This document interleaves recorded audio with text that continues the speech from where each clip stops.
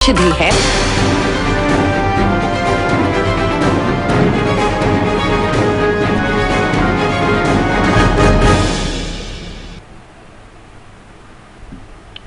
नमस्कार, आपके साथ मैं हूं स्मिता और आज मध्य प्रदेश का बजट पेश हो चुका है। जी हाँ, कई उम्मीदें यहाँ पर बजट को लेकर आम जनता ने की थी। बजट वाला ये जो आज बजट पेश किया गया है, इसमें कितनी उम्मीदें हैं, कितना लोग खुश हैं, किस किस वर्ग के लिए क्या क्या रहा है खास, ये तमाम ऐसी चीजें हैं जिस पर आज हम बात करने वाले हैं।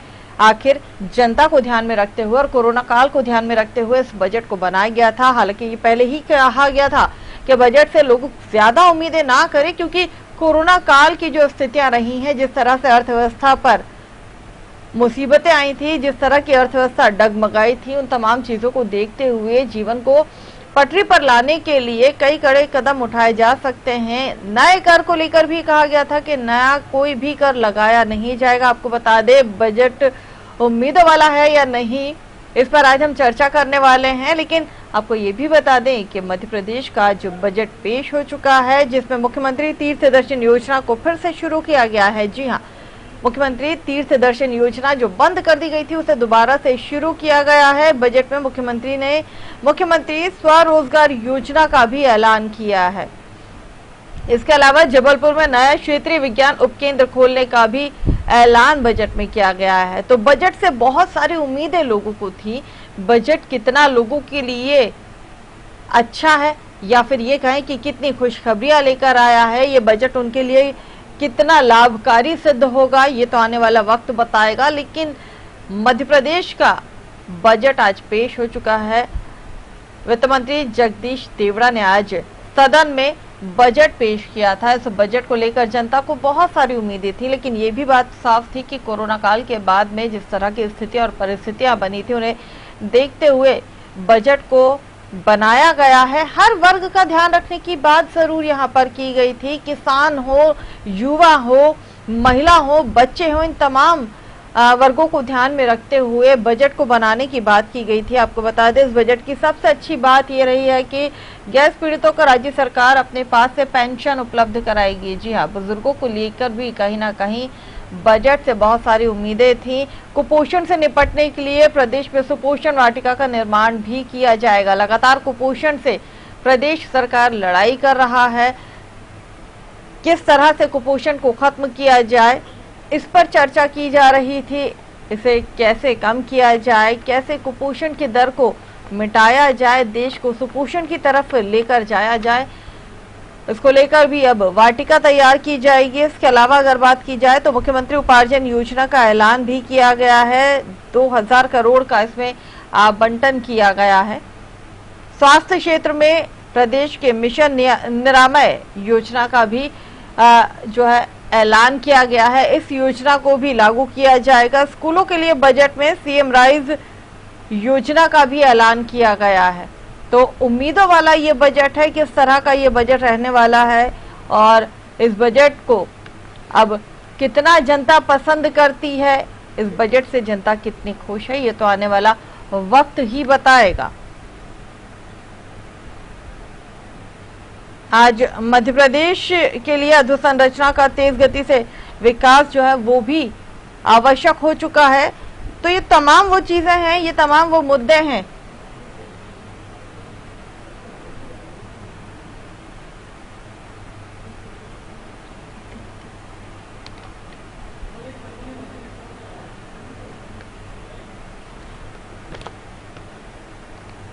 तो कोविड काल में प्रदेश के अन्नदाताओं ने रिकॉर्ड उत्पादन किया, इस बात को भी माना गया है। जी हाँ, कोरोना काल में जिस तरह की परेशानी आई थी, उस समय भी, उस विकट परिस्थिति में भी जो अन्नदाताओं ने रिकॉर्ड उत्पादन किया था। आपको बता दें, 4 बार मध्य प्रदेश को कृषि कमल अवार्ड से नवाजा जा चुका है।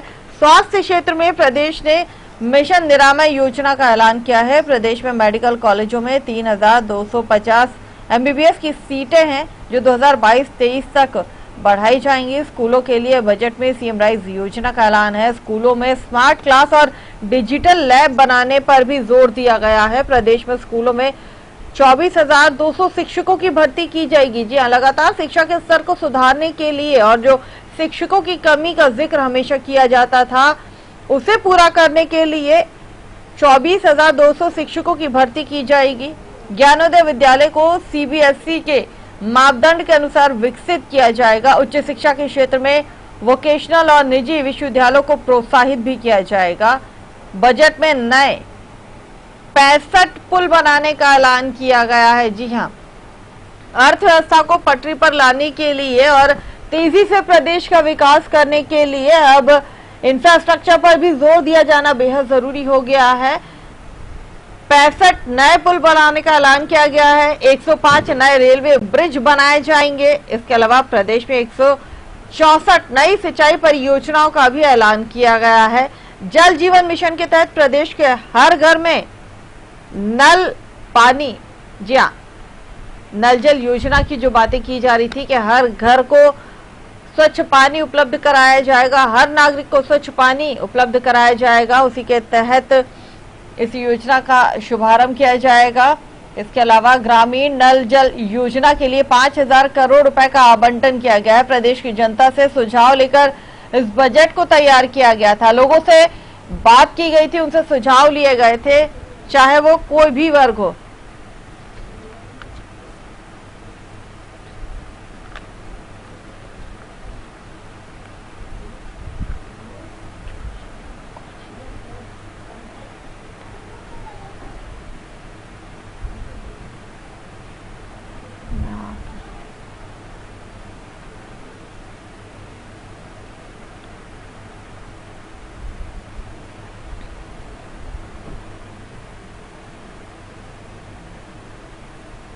और इसी पर हमारे साथ हमारे पैनलिस्ट इस वक्त हमारे साथ जुड़ रहे हैं। ब्रज गोपाल लोया, बीजेपी प्रवक्ता, और साथ ही कांग्रेस से चौधरी राकेश सिंह चतुर्वेदी जो पूर्व विधायक कांग्रेस से रहे हैं, साथ ही शशिकांत त्रिवेदी जो वरिष्ठ पत्रकार हैं। आप सभी लोगों का मैं एक बार स्वागत करती हूं और चलिए शुरुआत करते हैं।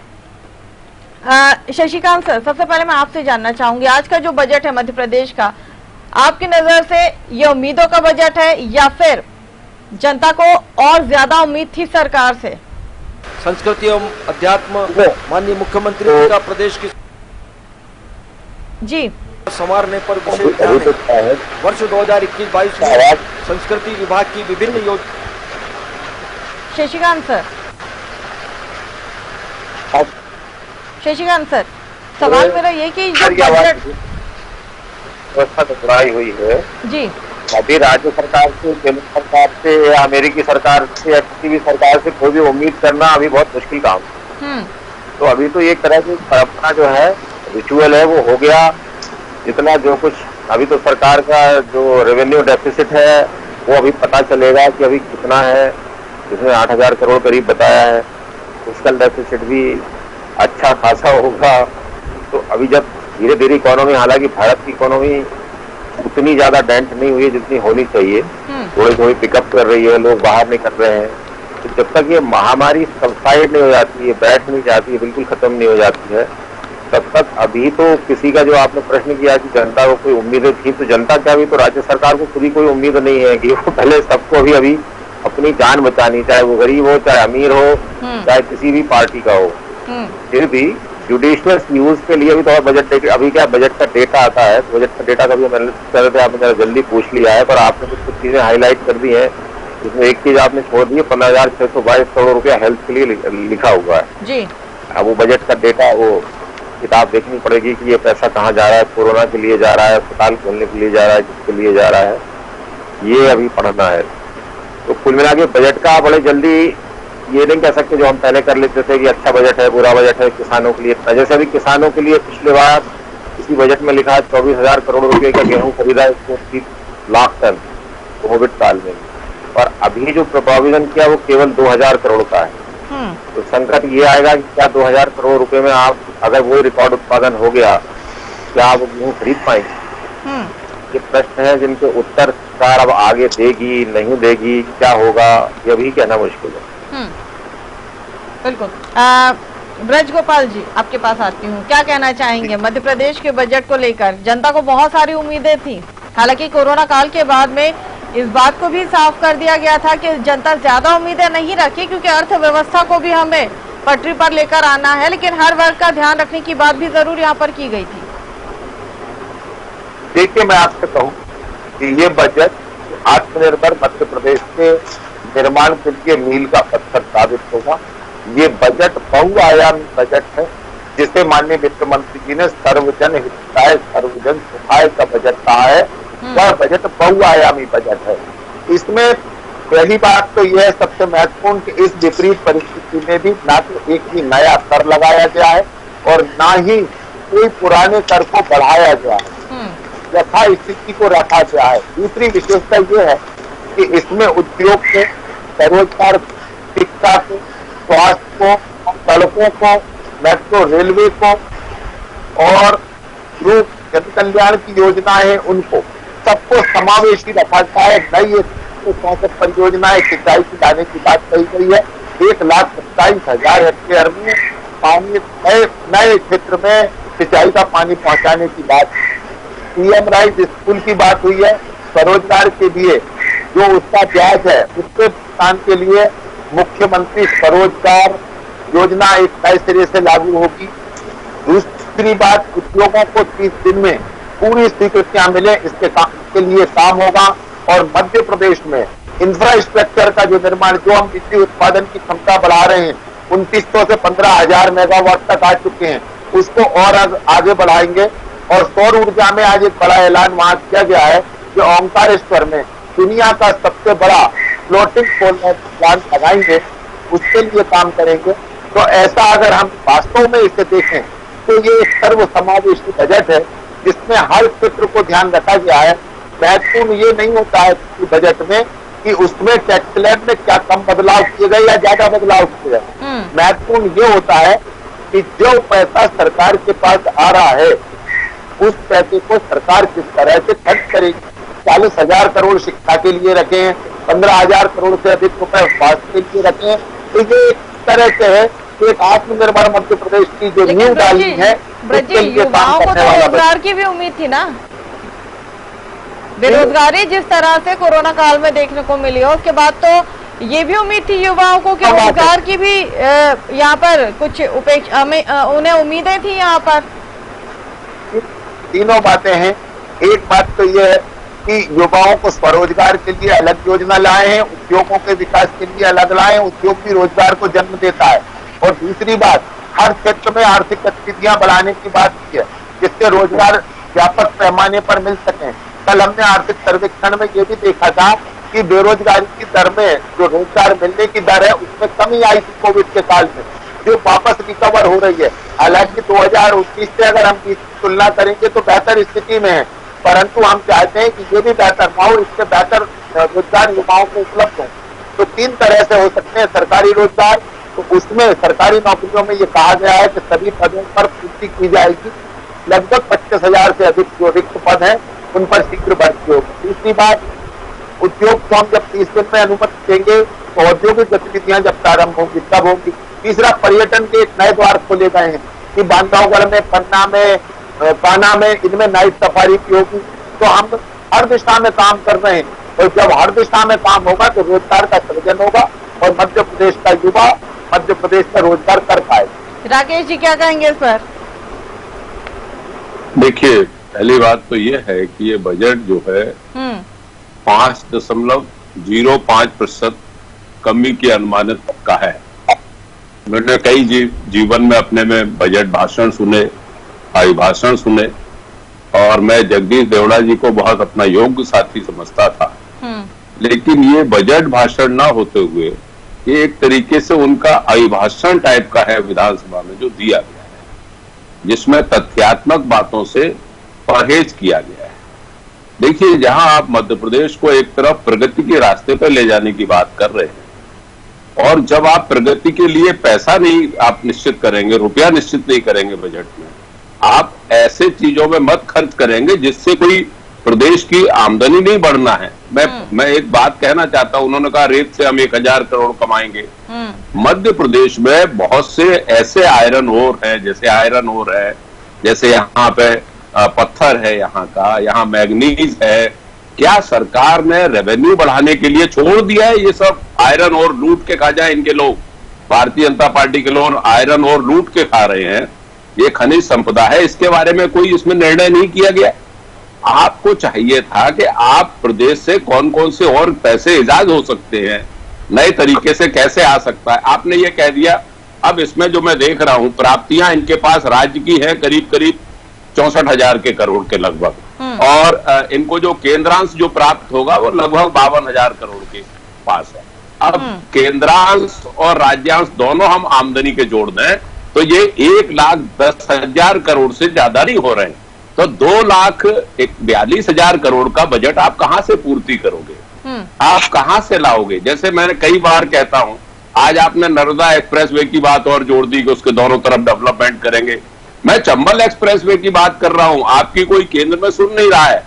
माननीय मुख्यमंत्री जी ने यह कहा था कि केंद्र के बजट में चंबल एक्सप्रेसवे का प्रावधान करे सरकार, लेकिन मुझे अफसोस के साथ कहना पड़ता है कि केंद्र की सरकार ने भी अटल जी का नाम तो रख दिया, लेकिन उसके लिए एक भी पैसा केंद्र की सरकार के बजट में नहीं था। और बड़े अफसोस के साथ कहना पड़ता है कि राज्य सरकार के बजट में भी एक भी धेला चंबल एक्सप्रेसवे अटल जी के नाम से जो रखा है उस पर एक भी प्रावधानित नहीं किया गया। ये कहा गया कि इस पर काम चालू हो गया। अरे भाई, ये अभिभाषण नहीं है, ये बजट है। आपको बताना पड़ेगा कि कहां से आमदनी होगी और किस पे आप खर्च करेंगे। अब 926 करोड़ रुपए कॉलेज के अधोसंरचना विकास में दिए जाएंगे। कितने बड़े बड़े कॉलेज हैं, बड़ी बड़ी बिल्डिंग्स हैं, और उनको आप ऊंट के मुंह में जीरा दे रहे हो। मध्य प्रदेश में आप 24,000 पदों की बात कर रहे हो शिक्षकों की। मैं ये पूछना चाहता हूं कि जो राज्य अतिथि लोग थे, अतिथि विद्वान थे और अतिथि शिक्षक थे, आपने कोई प्रावधान नहीं किया उनके लिए। उनकी संख्या हजारों में है, आप उनके घर तरफ झांक के नहीं देख रहे हो कि आप अतिथि विद्वान के बारे में कहते, अतिथि शिक्षकों के बारे में आप प्रावधान करते। और तो और आपने जो 7वें वेतन आयोग का जो देना था आपको, जो 25% आप पहले दे चुके हैं, आज भी मैं माननीय वित्त मंत्री जी को ये सुन रहा था कि इसके बारे में भी आदेश जारी किए जाएंगे। ना तिथि है, ना समय है, ना बजट जी क्या कहेंगे? बहुत सारे सवाल हैं, ये बहुत सारे सवाल हैं इस बजट को लेकर। ब्रज जी क्या कहेंगे? ब्रज जी, अतिथि शिक्षकों का ध्यान नहीं रखा गया इस बजट में।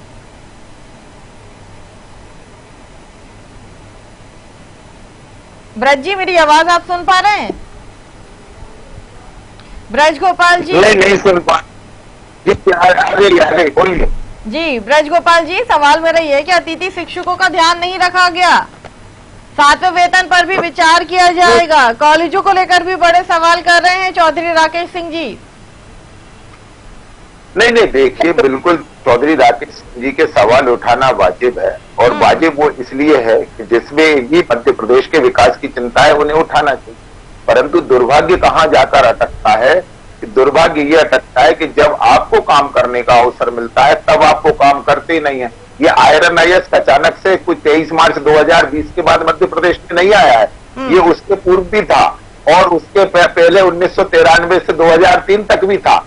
परंतु क्या होता है, जब आपको अवसर आता है तब आप वो काम नहीं करते हैं, और जब आप हमारी तरफ उंगली उठाते हैं तो 3 आपकी तरफ चली जाती है। बहुत महत्वपूर्ण बात यह है कि जैसा मैंने पहले आपसे कहा था कि हमने तो सर्व समावेशी एक नई दिशा देने वाला, आदरणीय चौधरी राकेश सिंह जी जानते हैं इस बात को कि 2003 में मध्य प्रदेश का बजट 23,700 करोड़ रुपए हुआ करता था, जो आज बढ़कर अगर 2,37,000 42,000 करोड़ तक पहुंच रहा है। तो ये मध्य प्रदेश के लिए गर्व की बात है कि 10 गुनी हमारी इकोनॉमी बढ़ी है, आर्थिक गतिविधियां बढ़ी हैं।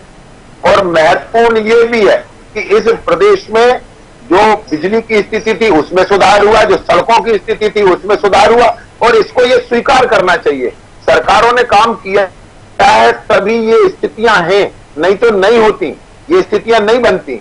और एक और बहुत महत्वपूर्ण है, तीर्थ दर्शन आपने क्यों बंद किया था, आज हमने उसे फिर से चालू किया है। और मैं फिर से कहता हूं कि हमने कमाया कहां से, वो आधा महत्वपूर्ण है। आधा महत्वपूर्ण ये भी है कि हमने खर्च कहां किया है। तो हम वाजिब जगह पर खर्च कर रहे हैं, और जब सरकार का पैसा खर्च होता है तो दोनों बातें उसमें एक साथ आती हैं। आर्थिक गतिविधियां बढ़ती हैं जो रोजगार को सृजन करती हैं, और दूसरा लोगों के पास जेब में पैसा पहुंचता है। और जब लोगों के पास जेब में पैसा पहुंचता है तो उससे खर्च करने की स्थिति बनती है। लेकिन विडंबना तो अभी यही है ना ब्रज जी, विडंबना तो अभी यही है ना कि लोगों की जेब में पैसा ही नहीं पहुंच पा रहा है, महंगाई इतनी चरम पर पहुंच चुकी है, सड़कों की हालत बद से बदतर हो चुकी है। नहीं, ये बिल्कुल आप देखिए, सही से बात करें अपन कि क्या वास्तव में मध्य प्रदेश सड़कों के मामले में आज नहीं खड़ा है? नहीं, बहुत आगे खड़े हैं, बहुत आगे खड़े हैं। और बीच में 15 महीने हमारा थोड़ा सा दुर्भाग्य था मध्य प्रदेश का कि एक बिना काम करने वालों की सरकार केवल वचन के नाम पर धोखा देकर आ गई थी। उसके कारण जो बाधित थे वो काम भी हम आगे करेंगे और वो काम हम वापस से पुनः शुरू कर रहे हैं। आपको याद होगा संबल योजना बंद कर दी गई थी, मगर 1600 करोड़ से ज्यादा उसमें राशि देने का काम किया है। ये मुख्यमंत्री तीर्थ दर्शन योजना जो हमारे बुजुर्गों की थी, इसे बंद कर दिया गया था। आज मैं धन्यवाद करता हूं माननीय वित्त मंत्री जी का कि उन्हें इसे वापस चालू किया। आपको याद होगा कि जो मुख्यमंत्री कन्यादान योजना थी उसको बंद तो नहीं किया गया, परंतु उसको तरकीब ऐसी लगाई गई कि उसके भुगतान नहीं किए गए। और ये बात मैं नहीं कह रहा हूं, ये मध्य प्रदेश के तत्कालीन सामाजिक न्याय मंत्री लखन घनघोरिया जी ने विधानसभा में उत्तर में कहा। तो ये स्थितियां थी, हम उन स्थितियों से बाहर निकल रहे हैं। और महत्वपूर्ण बात यह है कि जब राजस्व घट रहा है, कर संग्रह घटा है कोविड की परिस्थितियों के दौरान, उसके बाद भी हमने मध्य प्रदेश को सुचारू रूप से चलाया है और आगे एक बड़ा विजन लेकर काम करने जा रहे हैं और उस बड़े विजन का निश्चित सार्थक परिणाम आएगा। शशिकांत सर, आपके पास आऊंगी। आपको वाकई लगता है कि आप इन तमाम बातों से सहमत हैं कि इस तरह का जो विजन लेकर बीजेपी चल रही है, जो सरकार चल रही है, उससे आगे लोगों को लाभ मिलेगा? हालांकि अभी उम्मीदें बहुत कम है बजट को लेकर, ये बात पहले भी क्लियर कर दी गई थी, साफ कह दिया गया था, लेकिन बहुत सारी उम्मीदें तो थी ना लोगों को, क्योंकि जिस तरह से महंगाई बढ़ी है, जिस तरह से लोगों के पास रोजगार छिन रहा है, जो स्थितियां हम देख रहे हैं, उसके बाद लोगों को उम्मीद थी कि कहीं ना कहीं बजट में उन्हें थोड़ी तो रियायत मिलेगी, थोड़ा तो लाभ मिलेगा। नहीं, क्या है, अभी ये जो बातें हैं, ये लोया जी और चतुर्वेदी जी, ये इनकी सियासी राजनीतिक बातें, आपस के इनके झगड़े अभी लंबे चलेंगे। मेरा काम है एनालिसिस करना आंकड़ों को देख करके। आंकड़ों में सबसे बड़ी समस्या जो देश में चल रही है वो किसानों का अनाज खरीदने की चल रही है। और इस बजट में जो लिखा है, पिछले बजट के कंपैरिजन में पिछले बार 24,000 करोड़ रुपया राज्य सरकार ने खर्च किया था 129 लाख टन गेहूं खरीदने के लिए, और इस बार 2,000 करोड़ रुपया। एक तो समस्या ये है, दूसरा 21,000 करोड़ का एक्सेस पेमेंट है। अगर आप आंकड़ा देखें, मेरे को आंकड़े देखना है अभी और आंकड़े आगे आएंगे तो देखूंगा। फिर आपके सारे टैक्स नीचे हैं।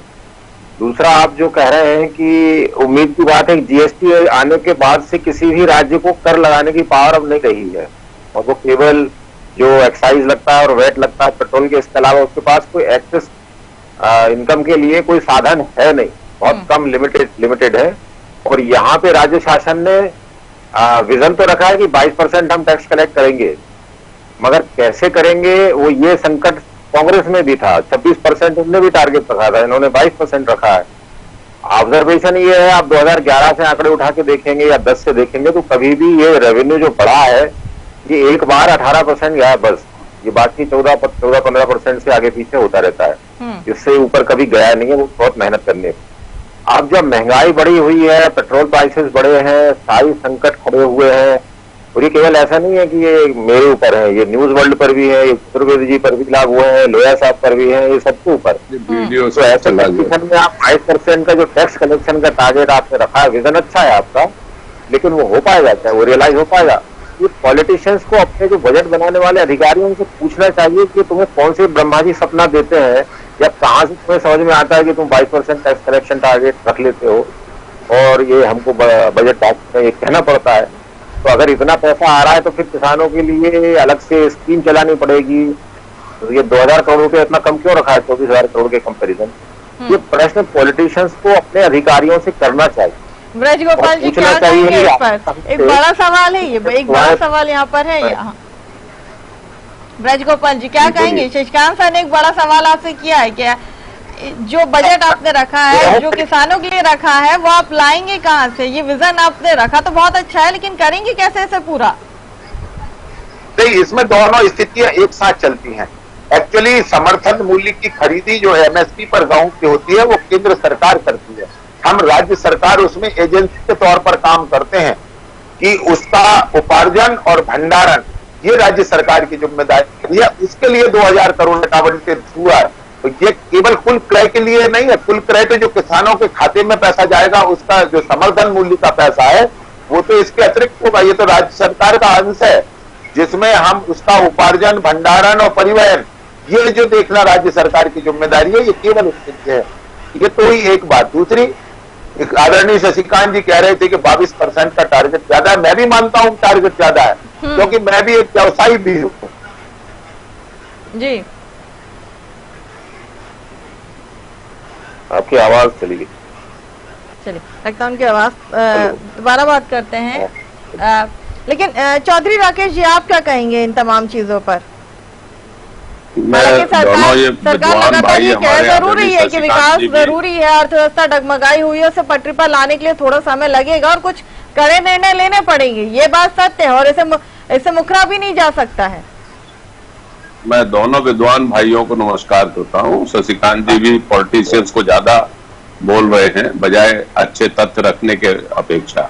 ब्रजपाल जी की भाई की बात से मैं सहमत हूं कि 2000 करोड़ जो गेहूं खरीदी में रखे गए हैं वो इनिशियली है। इसमें एमएसपी पे जो खरीदने का पैसा आता है वो केंद्र सरकार देती है राज्य सरकार को, और वो किस्तों में आता है जैसे जैसे खरीदी होती है। मैं मूल बात पे आ रहा हूं कि मध्य प्रदेश में 1 लीटर पेट्रोल 100 रुपए का मिल रहा है। राज्य सरकार वैट के रूप में 32 रुपए 53 पैसे वसूल कर रही है। मैं ये पूछना चाहता हूं कि आपकी जो आमदनी बढ़ रही है ये सिर्फ और सिर्फ वो डीजल और पेट्रोल के वैट से बढ़ रही है, बड़ी है आज भी। आप मध्य प्रदेश के जो संसाधन है, मध्य प्रदेश के जो और विषय है, उनसे आपने कितनी आमदनी बढ़ाई है राज्य को? आप राज्य को प्रगति की तरफ कहां ले जाना चाहते हो? मैं महाराष्ट्र को देखूं चाहे गुजरात को देखूं, वहां के संसाधन बड़े हैं खुद के लोकल के। आप लोकल के संसाधन कम करते जा रहे हो। मैं फिर कह रहा हूं कि मध्य प्रदेश में आयरन ओर के बारे में आपकी क्या पॉलिसी है? आप क्या लाना चाहते हो? आप अपने दोस्तों को खिला रहे हो मध्य प्रदेश का खनिज, लूट रहे हैं वो लोग। आप क्या करना चाहते हो? यहाँ की जो मैग्नीज वगैरह मिल रही है, आप क्या करना चाह रहे हो? यहाँ पे जो बुंदेलखंड में जो पत्थर निकाला जाता है, आपकी पॉलिसी क्लियर होना चाहिए। और मैं समझता हूं माननीय मुख्यमंत्री जी को इस तरफ ध्यान देना चाहिए। रेत की चोरी बेइंतहा हो रही है। रेत एक तरीके से सोना है, आप उस पर सही से रेवेन्यू नहीं ले पा रहे हो, चोरी रोक नहीं पा रहे हो। तो जब तक संसाधनों का उपयोग मध्य प्रदेश के लोगों के लिए नहीं करोगे, आप वैट के रूप में किसान से, लोगों से वैट के रूप में 1 लीटर पे 32 रुपए 33 रुपए अगर आप उसको अपनी उन्नति मान रहे हो, प्रगति मान रहे हो, तो मैं समझता हूं कि कोई प्रगति नहीं है। जब तक आप खुद के संसाधन नहीं जुटाएंगे तब तक राज्य सरकार कोई स्थायी और मुस्तकिल काम नहीं करेगी। ये तो वेतन बांटना है, लोगों को रेवड़ी बांटना है, इससे प्रदेश तरक्की करने वाला नहीं है, मेरा ये मानना है। ब्रज जी क्या कहेंगे आप? नहीं, देखिए मैं दोनों तीनों बातें एक साथ समझ। मैंने अभी आपसे कहा कि मैं इस बात को स्वीकार करता हूं ना, महंगाई तो बढ़ रही है, इससे तो इनकार नहीं किया जा सकता है। गैस के दाम एक बार फिर आज बढ़ गए हैं, जबकि उम्मीद थी लोगों को कि थोड़ा तो कम करेंगे आप लोग। नहीं, मेरी एक बात, केवल ये कहने से काम नहीं चलेगा। केवल अकेला मध्य प्रदेश राज्य नहीं है। आपको मालूम है कि मध्य प्रदेश से ज्यादा दर महाराष्ट्र और राजस्थान दोनों में भी है जहां कांग्रेस सरकार में। क्या यही सलाह उन सरकारों को दी जा सकती है कांग्रेस पार्टी द्वारा? नहीं दी जा सकती। आपको मालूम है जब देश में 100 रुपए पेट्रोल हुआ था, सबसे पहले कहां हुआ था? गंगानगर राजस्थान में हुआ था, जब वो हमसे 3 रुपए और आगे चल रहे हैं। बहुत महत्वपूर्ण ये नहीं है, बहुत महत्वपूर्ण ये है कि जो पैसा हम पर आ रहा है उसका हम खर्च कैसा कर रहे हैं। जो मध्य प्रदेश से राजस्व प्राप्ति हो रही है उसको खर्च किस दिशा में कर रहे हैं, ये बजट का मूल लक्ष्य है।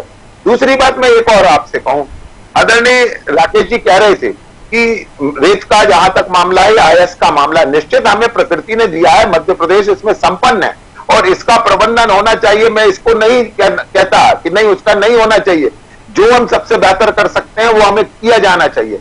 परंतु आपको ध्यान होगा राकेश जी कि यही रेत और इनके विषय में क्या कहा गया मध्य प्रदेश की विधानसभा में? मध्य प्रदेश के मंत्रियों उमंग सिंगार ने क्या कहा कि कौन सबसे बड़ा माफिया है? उन्होंने नाम लिया दिग्विजय सिंह जी का कि वो सबसे बड़े माफिया हैं। आपको याद होगा माननीय डॉक्टर गोविंद सिंह जी ने विधानसभा में ये कहा कि हम रेत की चोरी नहीं रोक सके, हमें जनता से माफी मांगनी चाहिए।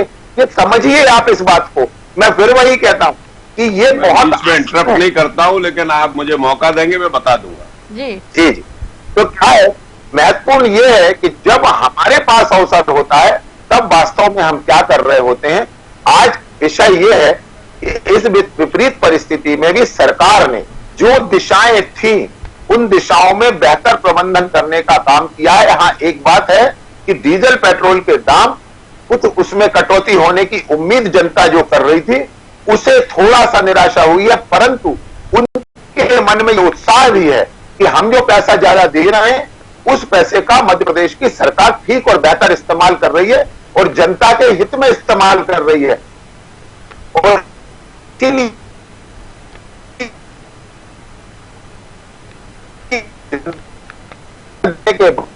जनता जो हमारा मॉरल सपोर्ट कर रही है, नेचुरल है, वो उसी के कारण। राकेश जी, आप इसका उत्तर देना चाह रहे थे, फिर मैं आती हूँ शशिकांत सर के पास। अब ये ब्रजलाल जी जो है बड़े बड़े नेताओं का नाम लेके अपनी समस्या का समाधान उच्च स्तर पर करना चाहते हैं। मेरा ये मानना है रेत की चोरी के बारे में सरकारों को मुस्तैदी से काम करना चाहिए। अब मैं ये नहीं कहना चाहता हूँ आज ब्रजलाल भाई इस बात को भी नाखुश हो जाएंगे। मैं तो पिछले 15 वर्षों से बीजेपी की सरकार को देख रहा हूँ। एक मास्टर साहब का नाम हुआ करता था होशंगाबाद की खदानों में, वो नाम आज भी जिंदा है। आज भी जो ठेकेदार है उसमें वो मास्टर साहब पार्टनर हैं।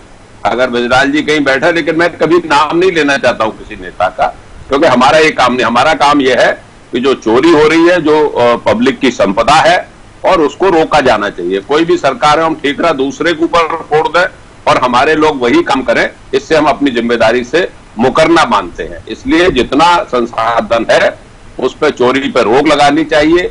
और मध्य प्रदेश की बात को जो है रेत का जैसे जो मामला है, रेत पे आप वास्तव में अगर आप मुस्तैदी करना चाहे तो आज भी 60% चोरी हो रही है, चाहे नर्मदा का रेत हो, चाहे चंबल का हो, चाहे सिर्फ अब चंबल पे तो रेत उत्खनन ही नहीं है, वहां तो खड़ियाल प्रोजेक्ट है, लेकिन फिर भी रेत धड़ल्ले से उठ रहा है।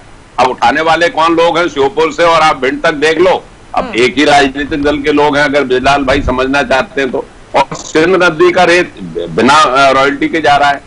तो चाहे आप किसी नेता का नाम लो, लेकिन वर्तमान परिस्थिति आपके हाथ में है और आपको चाहिए इस पर अंकुश लगाएं। मैंने कहा ना कि जब जब सत्ता में जो लोग रहते हैं उनके परिवार वालों के इनके नाम तो आते ही हैं, लेकिन एक अच्छे मुख्यमंत्री को ये चाहिए कि वो इन लोगों से दूर रह के राज्य को चलाए। शशिकांत सर, आपके पास आती हूँ। मुख्यमंत्री ने स्वरोजगार योजना का ऐलान किया है। एक तरफ हम ये भी कह रहे हैं कि एमपी जो है आत्मनिर्भर बने, इसका रोडमैप तैयार किया जा रहा है, स्वरोजगार की बात की जा रही है, उसका ऐलान किया जा रहा है, लेकिन ये तमाम चीजें होंगी कैसे? ये भी तो एक बड़ा सवाल है, क्योंकि किसी तरह की चीज या युवाओं के लिए किसी तरह की कोई प्लानिंग या फिर कोई कंपनी की बात, कोई सी उद्योग की बात तो नहीं की जा रही है ना। क्या होता है, ये जो जॉब जनरेशन है, इकोनॉमिक एक्टिविटीज का जनरेशन है, उसी से जॉब क्रिएट होते हैं। मगर अभी क्या पहले चल रहा है, ये जैसे रेलवे अभी बंद पड़ी हुई है, बहुत सी ट्रेन बंद है। रेलवे हो सकता है घाटे में चलता हो, सालों से चलता हो, लेकिन वो जितनी इकोनॉमिक एक्टिविटी जनरेट करता है उसमें हर राज्य पार्टिसिपेट करता है। तो राज्य सरकारों को ये सोचना है कि हमें क्या करना चाहिए, हमें वो एक्टिविटी जनरेट करना है। कोई कारखाना, कोई उद्योग जो है वो हो सकता है घाटे में ही चलता हो, मान लीजिए BHEL हो सकता है घाटे में चलता हो, लेकिन उसके आसपास जो इकोनॉमिक एक्टिविटी जनरेट होती है जिससे हजारों लोगों को रोजगार मिलता है, वो बहुत फायदा करता है। वो आपके सामने खड़े नहीं होते। आज सारी सरकारों के सामने संकट है, चाहे वो कांग्रेस की सरकार हो चाहे बीजेपी की। सबसे पहले उन्हें इस बीमारी से निजात पानी ताकि लोग काम पर लौटें, लेकिन जो जॉब चले गए हैं, जो अचानक निर्णय लेने पड़े हैं सरकारों को, और ये सरकारों को बुरा ना मानते हुए उनका फिर से विश्लेषण करना पड़ेगा कि जो हमने निर्णय लिए हैं, चाहे वो कोई लॉ बदलना है, चाहे कोई ऑर्डिनेंस लाना है या कोई प्रोविजनिंग करनी है। इवन आज अमेरिका में डिस्कशन हो रहा है कि आपने जो अचानक से एक 1.9 ट्रिलियन का पैकेज रिलीज कर दिया है, उससे समस्या खड़ी हो जाएगी जब इकोनॉमी खड़ी होगी। तो अगर आप बहुत ज्यादा पैसा पंप कर देंगे, युवाओं को दे देंगे और इकोनॉमी भी साथ साथ चलने लगेगी, तो महंगाई बढ़ेगी और क्राइसिस खड़ी होगी। तो इस समय फूक फूक करके कदम रखने का समय है। जल्दबाजी में या भाषण देने के लिए कोई बिना रोड मैप, विद्वानों को सबको मिला करके साथ में क्योंकि रोड मैप तैयार करना पड़ेगा, क्योंकि संकट सबके सामने एक जैसा है, चाहे वो बड़ा आदमी हो चाहे छोटा आदमी हो।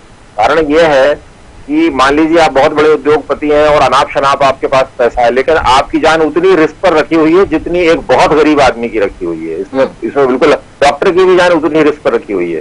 तो अभी सबसे पहले संकट है कि रोजगार भी चले, युवा उसमें आए, क्योंकि युवा कम रिस्क पर है, युवाओं को ज्यादा अवसर मिले। उसके लिए कोई रोड मैप इस बजट में डेफिनेशन दिखी नहीं है, नहीं। प्रोविजनिंग करने से कुछ नहीं होता है, आपको पहले रोड मैप बताना पड़ेगा क्या करेंगे। और उसमें कांग्रेस की मदद भी लेना चाहिए, पत्रकारों की भी लेना चाहिए, विद्वानों की भी, अफसरों की। वो शायद इस सब चीजों में अभी मुझे नहीं लग रहा है कि जल्दबाजी में बना है बजट या कैसे बना है, क्या हुआ है। अभी सबसे बड़ा संकट है पैसे की क्राइसिस, रेवेन्यू की क्राइसिस है। रेवेन्यू है नहीं, बाजार में पैसा नहीं, बैंक के पास पैसा नहीं है, इकोनॉमिक एक्टिविटी है, बैंक में यदि कैश है तो उसको उठाने वाला कोई नहीं है। तो अभी बहुत कुछ जो है जिसे कहते हैं ना हौच पौच हो चुका है। इसे पटरी बड़ा समय चाहिए, बहुत दिमाग चाहिए और विजन है, मगर विजन को इम्प्रूव करने की जरूरत है। लेकिन इन तमाम चीजों के पीछे, इन तमाम तथ्यों को ध्यान में रखते हुए भी अगर देखा जाए तो 105 नए रेलवे ब्रिज खोलने की घोषणा कर दी गई है, 164 नई सिंचाई परियोजनाओं का ऐलान किया गया है, जो प्रवासी मजदूर हैं उनको मनरेगा में पंजीयन कराने की बात की गई है। लेकिन अभी तक जो पुराने मजदूर थे, क्योंकि पैसा है नहीं तो देंगे कहां से, लोगों के पास में जब पैसा आएगा ही नहीं तो फिर हम विकास कैसे करेंगे। हालांकि अर्थव्यवस्था को पटरी पर लाने के लिए इन तमाम चीजों को करना जरूरी है, लेकिन ये होगा कैसे? सवाल तो वही आकर वापस खड़ा हो जाता है कि आखिर किया कैसे जाएगा, कैसे पैसे को मैनेज किया जाएगा और कैसे हर वर्ग को खुश किया जाएगा या फिर उसकी समस्याओं का निदान किया जाएगा। अब ये तो क्या है कि बड़ा विजन चाहिए इसके लिए और बहुत सारी चीजों को बदलना पड़ेगा, क्योंकि फिर आपको जाना पड़ेगा 2014 से, फिर उस 2014 में आप जाएंगे तो आपको जाना पड़ेगा 2008 में, फिर 2008 में जाएंगे तो आपको जाना पड़ेगा 1998 में, फिर आप जाएंगे 1992 में, जहां से इकोनॉमिक लिबरलाइजेशन शुरू हुआ है। तो आपको बहुत सारी चीजों को इम्प्रूव जब करना होता है तो वो जो पिछला होता है उसे इम्प्रूव कर सकते हैं आप। आपके पास नया करने के लिए अभी बहुत कम ऑप्शन है, ये बड़ा संकट है। और ये हमारे तो पॉलिटिशियन विद्वान लोग बैठे हैं, ये आगे चल के क्या रोड मैप बनाएंगे इस क्राइसिस में, इनको खुद को करेक्ट कहाँ कहाँ करना पड़ेगा। फॉर एग्जांपल अभी जैसे जो केंद्र सरकार का बजट है उसमें 9.5% फिस्कल डेफिसिट है। मतलब ये होगा कि करीब करीब 18 से 20 लाख करोड़ रुपए आपको शॉर्टफॉल है। फिर इसमें 4% जो है वो राज्यों का यदि मैं मिला लूं तो ये करीब 13-13.5% हो रहा है। फंड एक्सपोजर कुल 7% पब्लिक का रहता है, 2% FII का रहता है। तो बाकी पैसा आएगा कहां से, जो राकेश चतुर्वेदी जी सवाल उठा रहे हैं। ये पैसा आएगा कहां से, इसका एक्सप्लेनेशन कौन देगा, किधर पता है, ये अभी किसी को मालूम नहीं है। तो समस्या गंभीर है। ब्रजगोपाल जी तो उत्तर देते हैं, शायद उनके पास इसका जवाब हो। शशिकांत सर, ब्रजगोपाल जी क्या कहेंगे? क्योंकि वाकई समस्या तो बहुत बड़ी, आखिर पैसा लेंगे कहाँ से? क्योंकि पहले भी सरकार कर्जा तो ले चुकी ना, खजाना तो खाली है, ये तो कहा जा चुका था। अब ऐसे में इन तमाम चीजों को करने के लिए पैसा आएगा कहाँ से, मैनेज कैसे किया जाएगा? क्योंकि ये सवाल तो चौधरी राकेश सिंह ने भी आपसे पूछ लिया है। नहीं, देखिए आज बहुत सार्थक चर्चाएं हो रही हैं, इसमें कोई दो मत नहीं है कि जो वास्तव में टीवी चैनल्स पर इतनी सार्थक चर्चाएं बहुत कम हुआ करती हैं। ये सार्थक चर्चा हो रही ना, ये बिल्कुल सही है कि ये खजाना कभी ना तो भरा होता ना कभी खाली होता। ये एक कहने और सुनने की बातें हैं, कहीं ऐसा नहीं होता कि कोई सरकारें डिपॉजिट छोड़कर जाती हैं। महत्वपूर्ण ये होता है कि सरकार की क्रेडिट रेटिंग क्या है, क्या उसे और उधार मिल सकता है, जो सरकार की कर्ज की स्थिति क्या है, उसका बजट क्या है और चुकाने की स्थिति क्या है। इन तीन को मिलकर एक स्थिति व्यवस्था जो कायम होती है वह प्रदेश की अर्थव्यवस्था कहलाता है। आज हम अगर मध्य प्रदेश में गए तो एक बात हमें स्वीकार करना पड़ेगी कि संपूर्ण मध्य प्रदेश में विपरीत स्थिति में भी वित्तीय अनुशासन का कहीं उल्लंघन नहीं हुआ। हम वित्तीय स्थिति में नियंत्रण में हैं और अभी भी हमारे पास अपनी जीडीपी का 1% कर्ज लेने की स्थिति है और आपातकालीन 0.5% और है। अब ये बहुत लंबा विषय है, परंतु मैं ये मानता हूं कि इस विषम स्थिति में जिस तरह से सरकार ने पिछले 1 साल से काम चलाया है वो भी सराहनीय है और आगे के लिए जो विजन रखा है। हाँ, ये बात सच है कि 20,000 करोड़ का कहीं ना कहीं राजस्व संग्रह घटने की संभावना जो जताई गई है, यदि वो घटता है तो निश्चित है कि इस स्थिति में प्रदेश को चलाना बहुत मुश्किल काम था, परंतु उसे सुचारू चलाने का काम करेंगे, और करेंगे इसलिए कि हमारे पास एक विजन है, हमारे पास सवाल तो यही है ना कि चलाने के लिए फंड की जरूरत तो पड़ेगी, लेकिन वो करेंगे कैसे, वो आएगा कहाँ से फंड? आप मुझे एक बात बताइए, अभी थोड़े दिन पहले ही, अपन 1 साल पहले की बात करें तो 1 साल पहले ये बात रोज होती थी कि प्रदेश के विकास के लिए पैसा नहीं है, और आज कभी ये बात नहीं हुई कि पैसे की कोई संकट है। माननीय मुख्यमंत्री जी रोज इस बात को कहते हैं कि मध्य प्रदेश के विकास के लिए धन का संकट आड़े नहीं आने दिया जाएगा, और उसके पीछे महत्वपूर्ण यह है कि हम वितरण किस तरह कर रहे हैं धन का, और वितरण जब बहुत महत्वपूर्ण होता है तो सब कुछ ठीक होता है। दरअसल कहीं ना कहीं इस बात को हमें समझना पड़ेगा। फिर आदरणीय राकेश जी, हो सकता है आप नाराज हो, आपको याद होगा कि पिछले वर्ष 2019 में मध्य प्रदेश में स्वास्थ्य विभाग के पास निर्माण कार्यों के लिए 2000 करोड़ थे, उसमें से 1615 करोड़ रुपए छिंदवाड़ा में चले गए मेडिकल कॉलेज के निर्माण के लिए। तो धन का वितरण का जो प्रवाह था वो पूरे मध्य प्रदेश के साथ, उसमें धोखा हुआ और एक जगह वो फंड ट्रांसफर हो गया। यदि हम ये वितरण समान रूप से करते हैं तो कभी वित्तीय अनुशासन का उल्लंघन भी नहीं होता और प्रदेश की आर्थिक स्थिति गड़बड़ाती नहीं। चौधरी राकेश जी क्या कहेंगे, क्योंकि अगला सवाल आप ही के ऊपर आ गया है। मैं इस बात का जवाब नहीं देना चाहूंगा। ये मैं नहीं प्रश्न करना चाहूंगा कि दतिया मेडिकल कॉलेज क्यों खोल दिया आपने, विदिशा में क्यों खोल दिया, क्यों बजट ले गए, ये बहुत हल्के विषय हैं। मैं ये कहना चाहता हूँ आपके माध्यम से, आदरणीय विद्वान लोग बैठे हुए हैं, हमें इस पे चिंता करनी है कि मध्य कैसे उद्योग की इसकी आर्थिक स्थिति का सुदृढ़ीकरण हो, और सुदृढ़ीकरण मध्य प्रदेश का तब होगा जब मैं आदरणीय जगदीश देवड़ा जी को आज सुन रहा था, उन्होंने कहा कि मध्य प्रदेश की जनसंख्या 71% जो है गांव में निवास करती है और खेती पर निर्भर है। मैं ये नहीं समझ पा रहा हूं कि आप खेती को उन्नतशील बनाने के लिए इस बजट में क्या लेके आए हैं। खेती महाराष्ट्र की तरह, साउथ की तरह, तमिलनाडु की तरह, इधर गुजरात की तरह कैसे, और पंजाब की तरह कैसे आगे बढ़े। हमारे पास जमीन है, आप उस पर कुछ ला ही नहीं रहे हैं कि, और ये प्रदेश तभी तरक्की कर पाएगा, मेरा ये मानना है कि जब यहाँ के जो खनिज संपदा है, यहाँ की जो वन संपदा है और यहाँ की जो खेती है, उसको हम अगर अच्छा फर्टाइल बनाएंगे, अच्छे तरीके से उसमें पैदावार करेंगे। मैं एक जगह सुन रहा था जगदीश देवड़ा जी को, वो कह रहे हैं कि बंजर भूमि और वैसी भूमियां उसको उर्वरक बनाएंगे। अरे भाई, 12,000 हेक्टेयर जमीन जो है रिवाइज की पड़ी हुई है आपके पास, श्योपुर से शुरू होती है और बुंदेलखंड के एंड तक। आप क्या कर रहे हैं, क्या आपका प्रावधान है 12,000 हेक्टेयर जमीन के लिए? आपको चाहिए कि ऐसे चीजें लेके आए बजट में, और तब मैं मानूंगा कि आप प्रदेश के प्रति चिंतित हो। आप कर्ज अच्छा ले आओ, आपकी प्रतिष्ठा अच्छी हो, आप 10,000 रुपए ब्याज का दो, और मैं नहीं समझ पाता हूं उससे हमारे बच्चों का भविष्य और इस प्रदेश का भविष्य तय होगा जब तक हम अपनी आर्थिक स्थिति सुदृढ़ नहीं करेंगे, मेरा ये मानना है। व्रत जी क्या कहेंगे इस पर अब आप? नहीं, देखिए मैं आपसे कह रहा हूं, आदरणीय राकेश सिंह जी जो बातें कह रहे हैं मध्य प्रदेश हित के लिए, उन पर काम करना हमारी भी जिम्मेवारी है, और यदि सरकार इसमें कुछ भी कर सकती है तो निश्चित करेगी। ये मैं एक बात और आपसे कहूं कि जरूरी नहीं है कि हर काम तुरंत ही हो सकता है कि कुछ काम हमें अगले चरण तक उसके लिए इंतजार करना पड़े, क्योंकि आज वित्त मंत्री ने बार बार एक बात और कही है कि इस विपत्ति के काल से हम जब निकल जाएंगे, जब अर्थव्यवस्था पटरी पर आ जाएगी, तब निश्चित हम और क्षेत्रों में भी काम करेंगे। हो सकता है ये और क्षेत्र वो भी हो। शशिकांत सर, आप क्या कहना चाहेंगे इस पर, क्योंकि विडंबनाएं बहुत सारी हैं, परेशानियां बहुत सारी हैं, जो भी इस वक्त स्थितियां चल रही हैं कोविड काल के बाद में, क्योंकि मुसीबतें तो बहुत सारी आई हैं, लेकिन उन तमाम मुसीबतों का निराकरण कैसे किया जाएगा? हालांकि कहना आसान है, लेकिन जब उन चीजों को किया जाएगा तो उसके लिए चुनौतियां बहुत सारी आएंगी सरकार के सामने। चुनौतियां हम साधारण नहीं आएंगी, अब बहुत बड़ी आएंगी। किसानों का अनाज खरीदने की चुनौती आएगी, कर्मचारियों को पैसा देने की। पहले किसान अभी कृषि कानून को लेकर विरोध कर रहा है, पहले ही उनकी स्थिति ऐसी हो चुकी है, समर्थन मूल्य की वो लगातार बात कर रहे हैं। ये तमाम चीजें अभी भी चल रही हैं। मैं बात जो कर रहा हूँ आप समझ रहे हैं। आप किसान का चलिए वो बिल वापस ले लीजिए, लेकिन वो तो अनाज तो कट के सामने आएगा ना, उसको खरीदना है ना।